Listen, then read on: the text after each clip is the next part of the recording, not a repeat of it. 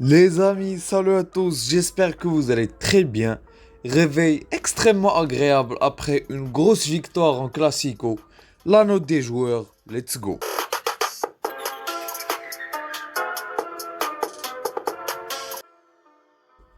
Avant de commencer les amis, j'aimerais vous faire le petit rappel. Voilà, si vous aimez mes vidéos, n'hésitez pas à vous abonner, ça soutient énormément la chaîne.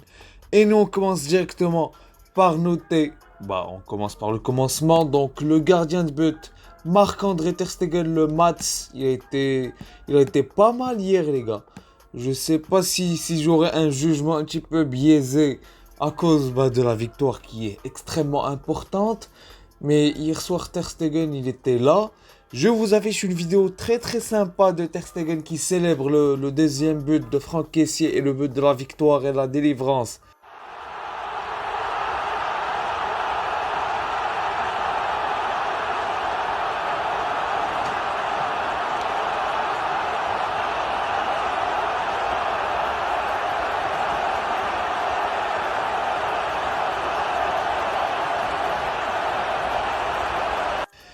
Ter Stegen, les gars, il aime vraiment le club. Je pense que son passage en Turquie et son implantation capillaire lui a fait extrêmement du bien. Il est revenu à son prime, tout simplement. Les gens vont dire qu'en Europe, il n'est pas si énorme que ça, c'est pas le même niveau en Liga. Mais j'ai envie de vous rappeler, les amis, qu'en Europe, c'est pas la même intensité. En plus, c'était pas la même défense, on n'avait pas notre 11 type. Bref, on va pas répéter l'histoire.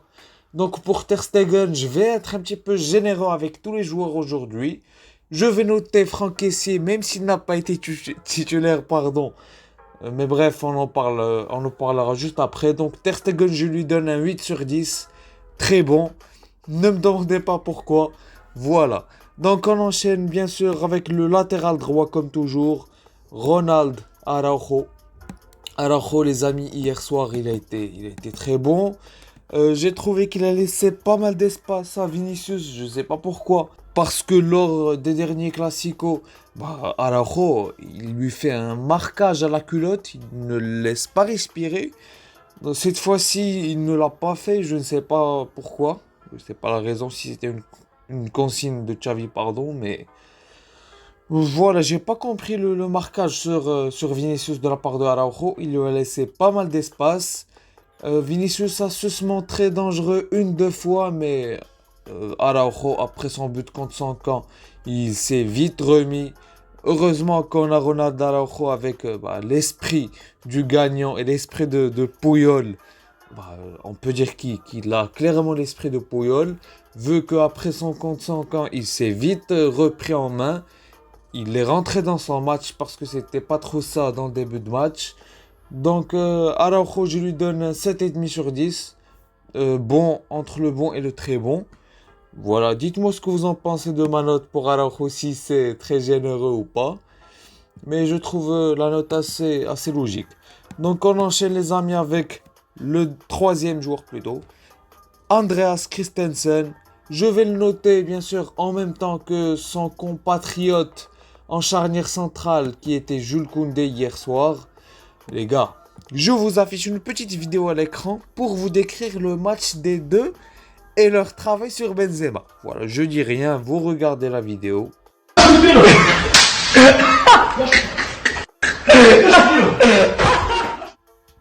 Donc voilà les amis, c'était tout pour décrire la performance et le travail de Christensen et Koundé sur Benzema. Non, plus sérieusement les amis, ils ont été juste énormes. Pour la note, je leur donne un 8,5 sur 10 entre le très bon et l'exceptionnel. Parce que Benzema, le ballon d'or du peuple, de je sais pas quoi, on l'a pas vu du match. On l'a pas vu du tout. Donc voilà. Surtout Koundé, il a été encore plus fort, j'ai trouvé. Sur les duels, sur Vinicius et sur Benzema aussi. Christensen a été énorme lui aussi, mais il s'est pas beaucoup montré sur les duels. Ça passait pas beaucoup du côté de Christensen ou de Balde. Ça passait plus du côté droit. Ça forçait beaucoup sur Vinicius. Donc Christensen, j'ai trouvé meilleur à la relance. Quant à Koundé, j'ai trouvé meilleur dans les duels défensifs. Donc voilà pour ma note pour Jules Koundé et Andreas Christensen. On enchaîne maintenant avec notre Golden Boy Alejandro Balde. Imaginez les gars s'il prend le Golden Boy encore une fois, la dictature massiane catalane. Tous nos joueurs de la Masia, ils sont en train de rafler le Golden Boy. Je l'espère vraiment pour Alejandro Balde qui va aller le chercher. Pour la note de Alejandro Balde et pour sa passe décisive pour Franck Kessié pour délivrer le match, je vais pas être très objectif, donc je vais lui donner un 8 sur 10, donc très bon. Je l'ai trouvé très bon. En plus, c'est lui qui donne la passe décisive. Désolé les amis, je suis en train de me répéter, mais Alejandro Balde nous offre, entre guillemets, à 99% la Liga. Donc Alejandro Balde, en plus défensivement, comme je vous ai dit tout à l'heure, ça passait pas beaucoup de son côté, je sais pas pourquoi. Ça forçait beaucoup du côté droit de Araujo. Ils ont pas compris la leçon, donc tant mieux pour nous. Donc voilà. Et donc on enchaîne directement avec le milieu de terrain et Sergio Busquets qui a été vraiment bon lui aussi hier soir. À part parfois il nous sortait des petites dingueries, il faisait des pertes de balles assez grandement et largement évitables. Donc à part ce petit bémol, je l'ai trouvé vraiment présent, il était là, lui pendant les classicos, ne vous inquiétez pas, faites-le jouer les yeux fermés, il nous sortira une grosse performance. Donc Busquets, je lui donne un 7 sur 10, donc il a été bon. Je ne suis pas si généreux que ça avec lui. Ça y est les gars, Busquets, frérot, on sait que t'es fort, on sait que tu peux nous sortir des matchs de fou, de fou furieux. Mais c'est bon, frérot. C'est bon, à la fin de saison, tu prends ta Liga, on te fait tes adieux au Camp Nou et on en termine là. Donc voilà, dites-moi ce que vous en pensez, les amis, de Sergio Busquets. Moi, j'enchaîne directement avec Frenkie de Jong qui a été très bon hier soir. J'ai trouvé qu'il a été, comme je l'ai dit dans le débrief, pour ceux qui l'ont regardé, je vous l'affiche en haut à droite. Mais pendant le match d'hier soir, Frenkie de Jong a été plus dans la gestion. Il était là à côté de Christensen parce qu'on n'arrivait pas à sortir les ballons comme lors du Classico du 3-1 de la Supercoupe d'Espagne lors de notre victoire finale. Cette fois-ci, comme je l'ai dit, Frenkie a été plus dans la relance, d'essayer de sortir les ballons et tout parce que le pressing du Real Madrid était très bon. Pour expliquer cela, je pense que c'était à cause de l'absence de Pedri. Si Pedri est là, Pedri il fait tout, il est dans la gestion des temps forts du Barça, il sait quand accélérer le jeu, bref, Pedri métronome. Donc Frenkie, à cause de l'absence de Pedri, c'est lui qui était là pour essayer de relancer et tout, donc il n'a pas été très très offensif, mais il a été présent dans les duels, il gagnait presque tous ses duels.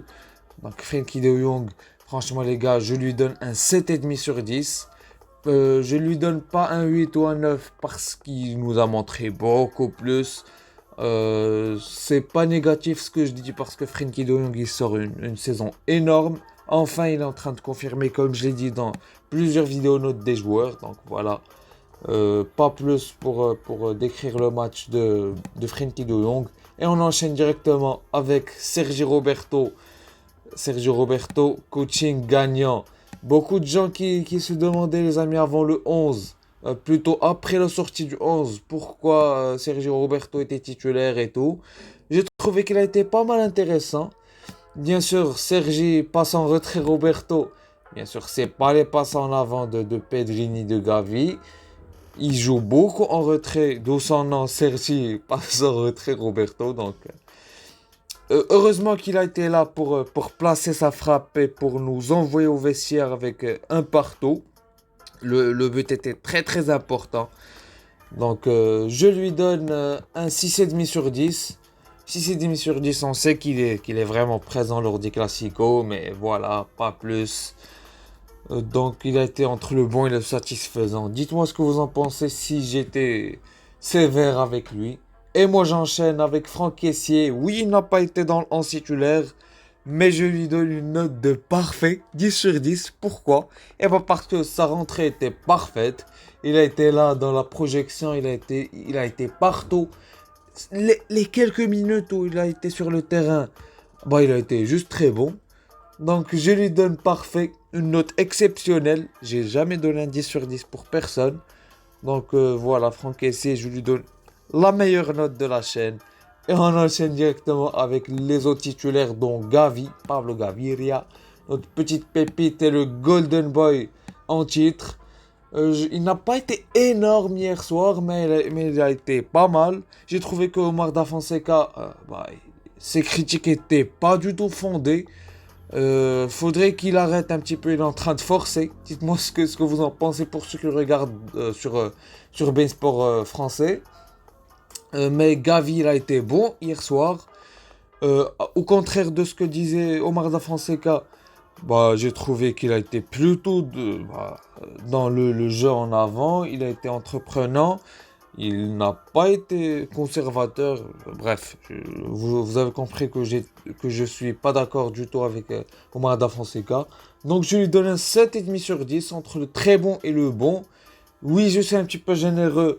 Je pouvais lui donner un 7 sur 10. Mais les gars, victoire en classico, 12 points d'avance. On va se régaler un petit peu. Donc voilà, dites-moi ce que vous en pensez de Gavi. Je trouve un petit truc que je suis en train de remarquer, c'est qu'il tente beaucoup plus de passes à la Pedri, des transversales pour essayer de renverser le jeu et de trouver des décalages, pardon. J'ai remarqué ça lors des 3-4 derniers matchs. Il nous l'a montré encore une fois hier soir. Donc ouais, Gavi, j'espère qu'il va continuer comme ça. Et franchement, on sent qu'il est vraiment orphelin de Pedri comme toute l'équipe du Barça. Et pour enchaîner avec l'avant-dernier joueur, les amis, Rafinha. Rafinha Belloli, incroyable.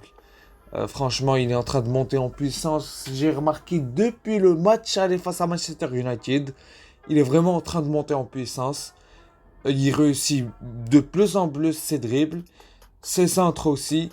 Et pour être décisif, il est là. De plus en plus, je crois que vous l'avez remarqué, niveau stats, il est présent. C'est très bien pour une première saison au Barça. J'espère qu'il va être installé à droite. Je m'en fous les amis, je m'en fous si Dembélé, il n'a qu'à se débrouiller à gauche. On l'a pris pour qu'il soit remplaçant de Neymar à la base, je vous rappelle. Donc il n'a qu'à performer à gauche. Parce que je pense clairement que Dembélé, oui, il est très fort. On est d'accord. Mais je pense qu'il peut performer autant qu'à droite qu'à gauche. Donc c'est pour ça que je le mets à gauche. Mais bref, là on est en train de s'égarer du sujet. Pour la note de Rafinha, franchement les amis, je lui donne un 8 sur 10. Donc très bon.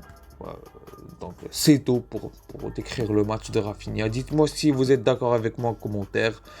Et nous on termine bien sûr avec Robert Lewandowski.